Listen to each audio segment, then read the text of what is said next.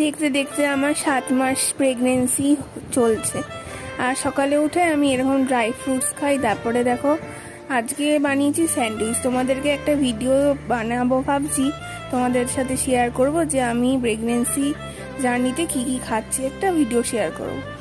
দেখো আজকে একটু মাথায় তোমার কালার করব স্ট্রিক্সে, তাই জন্য নিয়েছি। আর আমার প্রেগনেন্সি জার্নিটা খুব ভালোই যাচ্ছে আপাতত এখনো অবধি।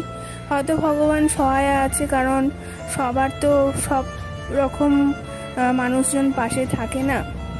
আমার যেমন পাশে বলতে আমার নিজের মা বাবা, মানে নিজস্ব ফ্যামিলি ছাড়া আর আমার হাজব্যান্ড ছাড়া কেউ থাকে না। তোমরা তো দেখো এই যে আমি সারাদিন একাই থাকি।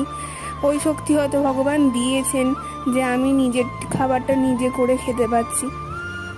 অনেকের জার্নি স্মুথ যায়, অনেকের অনেক কমপ্লিকেশন থাকে।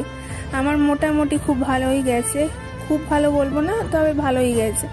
আমি নিজে সব কিছু নিজের খাবার করতে পারছি, মেনটেন করে খেতে পারছি, ইভেন বরের খাবারও করে দিতে পারছি। যাই হোক, আর দেখতে দেখতে দেখো রাতের ডিনারের খাবারটাও তোমাদের সাথে শেয়ার করে নিলাম।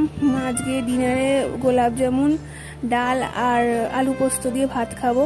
এই হচ্ছে একটা ছোট্ট ভিডিও ঠিক করে শেয়ার করা হচ্ছে না, তবে শেয়ার করব। তোমরা পাশে থেকো, ভালো লাগলে সাবস্ক্রাইব করো। চলো টাটা।